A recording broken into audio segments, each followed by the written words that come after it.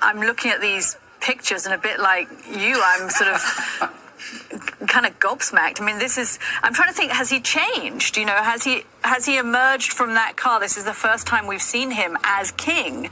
And is there a different aura about him? Is there something we haven't seen before? And actually, no, he just looks like Charles.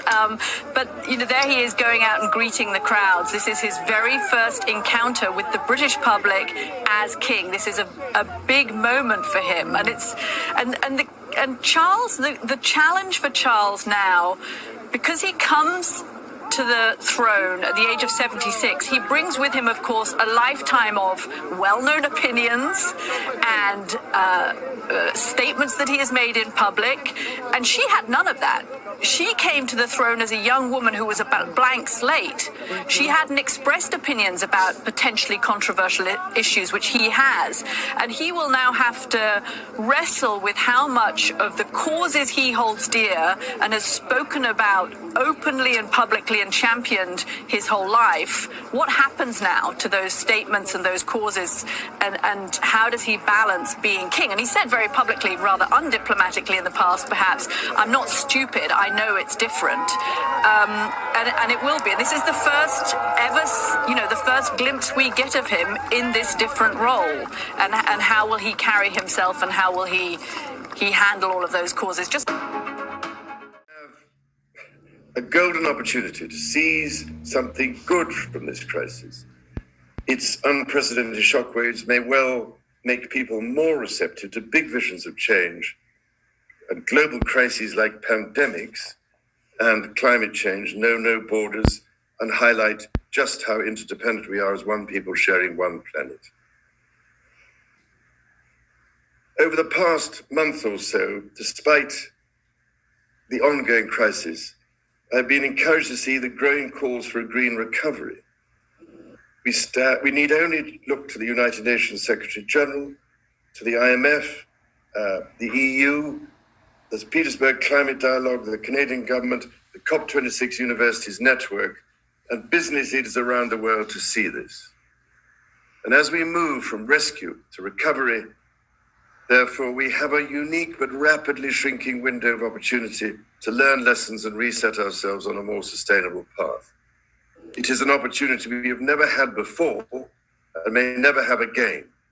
So we must use all the levers we have at our disposal, knowing that each and every one of us has a vital role to play. Everything I have tried to do and urge over the past 50 years has been done with our children and grandchildren in mind. So I can only encourage us all to think big and act now. I don't know how it will play out in November, but what we know is that we will end up with many more unemployed, and particularly also people in the grey economy, which are not counted for, who lose their jobs. So we will see definitively a lot of anger already now, but probably increase by the end of the year, because this crisis will be with us until we really have found a remedy. So we have to prepare for a more angry world. And how to prepare? It means to take the necessary action to create a fairer world. The fight against this terrible pandemic provides, if ever one was needed, a crystal clear example of the scale and sheer speed at which the global community can tackle crises when we combine political will with business ingenuity and public mobilization. Ladies and gentlemen, we are doing it for the pandemic. So, if you don't mind me saying so, we must also do it for the planet. And this is why I am particularly grateful to the Prime Minister for making time in this very packed G7 program to bring the vital ingredients of political will and business ingenuity together in the same space. Because to build back better, we need, above all, a truly effective partnership between government and business in order to mobilize finance and innovation. Now, there's been a lot of misleading talk, which is no surprise, I guess, about what I'm proposing in my Build Back Better agenda. It's not a short-term stimulus. It's a long-term investment in American families. Because to build back better, we need, above all, a truly effective partnership between government and business in order to mobilize finance and innovation and to deliver a just transition for developed and developing economies alike. So with this urgency in mind, my Sustainable Markets Initiative has brought together over 300 global CEOs forming a coalition of the willing. They have over $60 trillion in assets under management and, crucially, a determination to direct tens of trillions of dollars towards sustainable investment by 2030. With invaluable support from the world's 4 largest accountancy firms, we are identifying the roadblocks to sustainable growth and the practical solutions which would shift them out of the way. Now, there's been a lot of misleading talk, which is no surprise, I guess, about what I'm proposing in my Build Back Better agenda. It's not a short-term stimulus. It's a long-term investment in American families. Our Republican colleagues have argued that long-term investments in physical infrastructure will grow the economy and reduce inflationary pressures. And I thank them for that. They're exactly right. We agree on that. At the same time, it's true that long-term investments that bring down the biggest costs that families face, housing, childcare, education, and healthcare, these investments will lower out-of-pocket expenses, not raise them. They will spur more people to work by helping ease the burdens of childcare and senior care that parents, especially mothers, bear, keeping them out of the job market. And they'll spread out over the decade. They'll make a huge difference for families, but they'll only make up around 1% of our economy each year over the next decade. And they're going to be fully paid for. This isn't going to be anything like my predecessor, whose unpaid tax cuts and other spending added nearly $8 trillion in his 4 years to the national debt. $8 trillion. They didn't even purport to try to pay for their tax cuts, which went straight to the largest corporations and the wealthiest Americans. The investments I'm proposing will be fully paid for over the long term by having the largest corporations, including the 55 corporations that paid 0 federal tax last year, and the super wealthy, begin to pay their fair share. They'll still make a lot of money, but pay their fair share. This is the plan that I have repeatedly warned about, to take the tools of oppression used to tackle the coronavirus and use them all, lockdowns, forced business closures, exclusion zones, isolation. We heard Angela Marsden earlier, businesses shut down, isolation at home, all of that, all of those measures, including destroying private property rights and private income in order to tackle the climate crisis. Now is the historical moment, the time, not only to fight the severe virus, but to shape the system. We have a unique but rapidly shrinking window of opportunity to learn lessons and reset ourselves on a more sustainable path. It is an opportunity we have never had before and may never have again. So we must use all the levers we have at our disposal, knowing that each and every one of us has a vital role to play. The Great Reset is a welcome recognition that this human tragedy must be a wake-up call. It is imperative that we reimagine, rebuild, redesign, reinvigorate, and rebalance our world. Rebalancing investment, harnessing science and technology, and advancing the transition to net zero emissions, all elements of the Great Reset, are fundamental to building the future we need. And that last one was the clown Guterres, who was at the Climate Ambition Summit, telling us the world is going to cook by 3.5 degrees or something by the end of the century. Yeah, right. This Great Reset is as serious and as dangerous a threat to our prosperity, to your prosperity and your freedom, as we have faced in decades, with these powerful bodies, including the World Economic Forum, the United Nations, the International Monetary Fund, and even Prince Charles boasting that within a few short years, yes, their words, you will own nothing and you will be happy. Remember, this is not me saying this is them. They are even running ads for the Great Reset.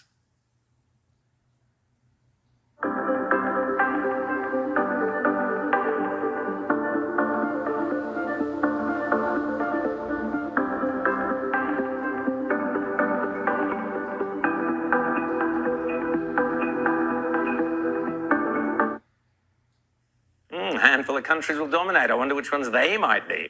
A terrifying coalition of big business, big tech, and left-wing totalitarians are so confident and so brazen. I mean, they just stole the US election, so I guess they're feeling pretty chuffed with themselves, that they are now promising you will own nothing and you will be happy. What they should have added is, and we, the very rich, will own everything and be even happier. Of course they will.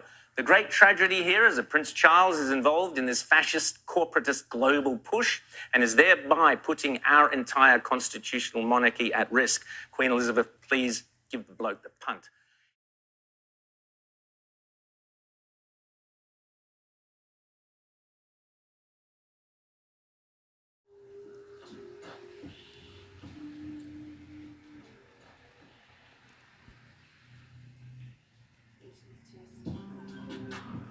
This Revelation chapter 12, verse 10. And I heard a loud voice saying in heaven, now is come salvation and strength and the kingdom of our God and the power of his Yahushua Christ. For the accuser of our brethren is cast down, which accused them before our God day and night. I like to say all praises to Yahweh by Hashem Yahushua. Double honors to the elders at Great Millstone. Honor to all the brethren out here doing the work in the will of the Father in truth and sincerity. Hey, as the world turns, man. Hey, listen up, man. Shout out to King Charles, the Edomite, man. Welcome to the forefront, man. I'm glad you could make it. I'm glad you're here, man. Finally, you could bring down this great wrath, man. So this movie could come to an end, man. For listen up, man. For the end of Esau rulership. I say for the ending of Esau is the beginning of Jacob that followeth, man. Esau being the so-called white man. Jacob being you so-called Negroes, Latinos, and Native Americans, man, according to your father. Once again, according to your father, not according to your skin color. For you are the biblical Israelites, man. I say the king of the Edomites is finna bring great wrath, man. This is the man that's finna push the fourth industrial revolution. This is the man. Hey, he been pushing it, man. Hey, he told you this been 50 years in the making, man. This is the man that's finna bring in the global reset full on. This is the man that's finna try to establish this new world order, but it shall not get established according to Job 20. Come on, man. Hey, elites, act like y'all don't watch us, man. We know you watch the videos. You know how this gonna end. But hey, I'm glad you can make it, King Charles of the Edomites. I'm glad you can make it to the forefront, man. Let's get this party started now, man. But enough for talking to you Edomites, man. Let me deal with you hard-headed, rebellious ass so-called Negroes, Latinos, and Native Americans, man. Which you are the biblical Israelites. You disobedient, can't get right, want to do what you want to do, think it's all good in the hood. Hey, don't you know? Hey, listen up, man. Don't you know the king of the Edomites about to come down with great wrath, man? Don't you know you finna head into some hard, troubling, hellish conditions, man, on this earth, man?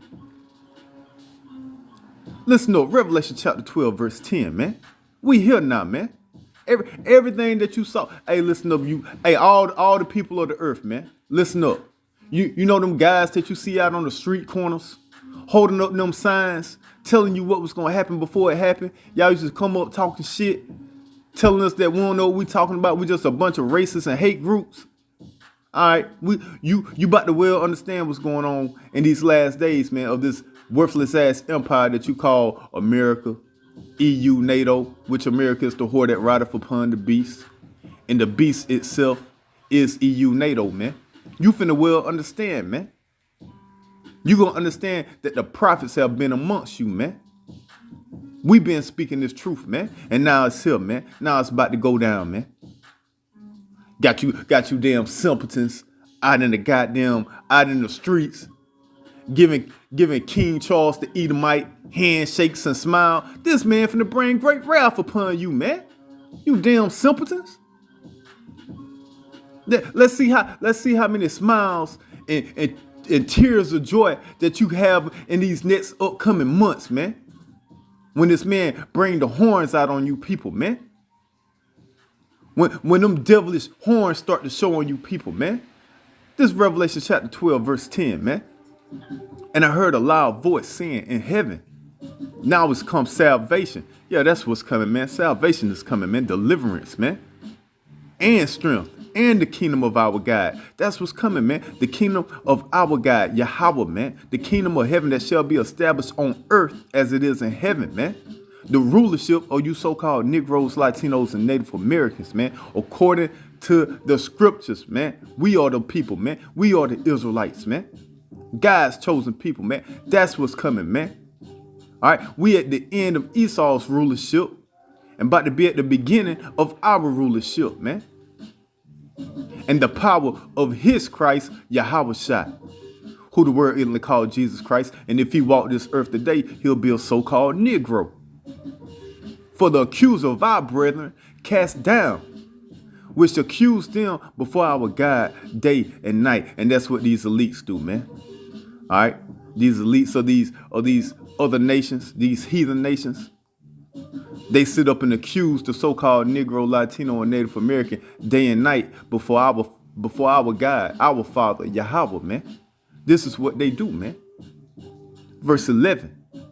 It said, and they overcame him by the blood of the Lamb. Who overcame who by the blood of the Lamb? Who is this they? The elect and the 1/3. Those that have the eyes to see and the ears to hear of the Israelites, the true Israelites, of you so-called Negroes, Latinos, and Native Americans, man. According to your father, once again, not according to your skin color, you damn simpleton. Listen up, not according to your skin color, you damn simpleton. One more time, not according to your skin color, you simpleton. So don't call us no damn BHI, man. We ain't no black Hebrew Israelites. We the Hebrew Israelites, man. Our people coming off damn colors, man. Now that is stated and said. And they overcame him. Who is that they? The Israelites, man. The elect in the 1/3. Those that got the ears to hear and the eyes to see. And who did they overcome?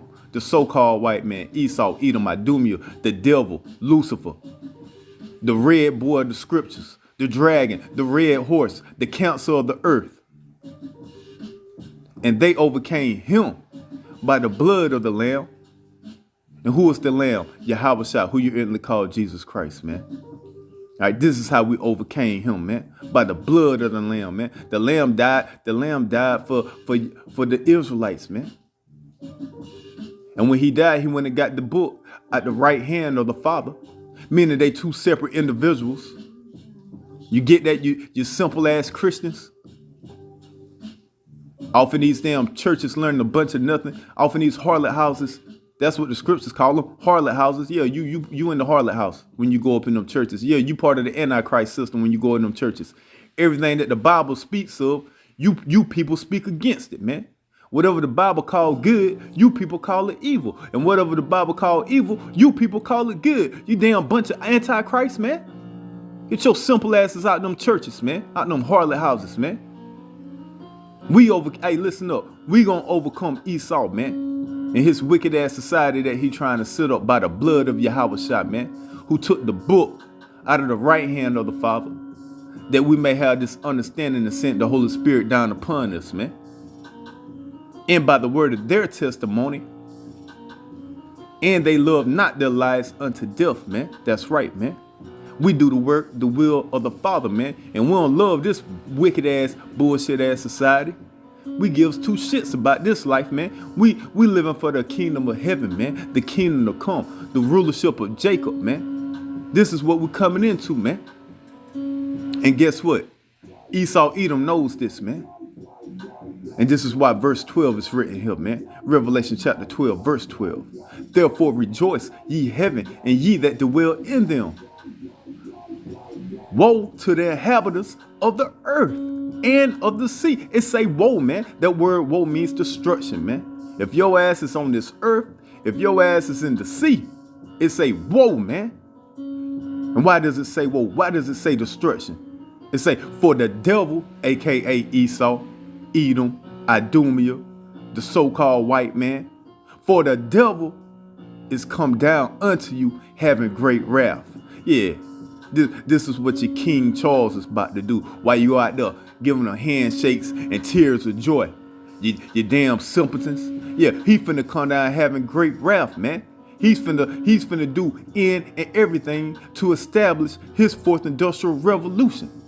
He's finna do in and everything to merge computer with man. He finna do in and everything to set up his one world government. He finna do in and everything to set up his new world government. He finna do in and everything to set up his global reset, man. Whatever you want to call it, man. This is what he finna do, man. Because he knoweth that he have but a short time. Yeah, he know time is running out, man.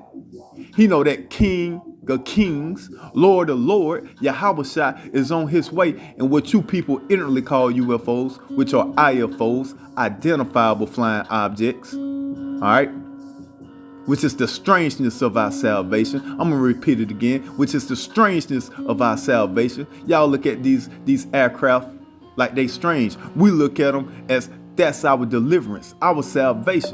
Y'all get scared when you see them. We get happy when we see them. This is the angels, man. This is what Yahushua, or who you really call Jesus Christ, is going to appear in, man. Real soon. And they on the way, man. And this is why this devil know he has but a short time. This is why they have what they call the book? They Space Force. They got the Space Force, right? Got your bullshit Space Force. Got your Star Wars program. Now you're writing articles talking about an outside threat coming from another galaxy. Yeah, you know what time it is, Esau. But here it is. You got you damn simpletons around here on the earth. You damn can't seize. You damn zombies, you sheeples that just need to be led to the slaughter because you can't think outside the box. You stuck in the box. But yet you damn simpletons running around here thinking everything is all good. When everything around you is crumbling. Everything around you is falling apart. And it's designed, man. It's designed, man. It's all part of their plan. Well, really, it's all part of Yahweh Ba'ashem, Yahweh Shai plan. So we in that time, man. We here now, man. Now we're gonna see. Now we're gonna see if you damn simpletons out here still gonna have something to say, man. When all these different economic woes and evil times start to hit, when you see the men of the Lord out on the highways and byways preaching this truth, man. Y'all finna be looking for us soon, man. Wanting to listen, wanting to get some instruction, but you shall not find us, man. Ain't that nice? All praises to Yahweh, Ba'ashem, Yahweh Shai. Double honors to the elders at Great Millstone. Honors to all the brethren out here doing the work in the will of the Father in truth and sincerity. And we almost up out this bitch. Shalom.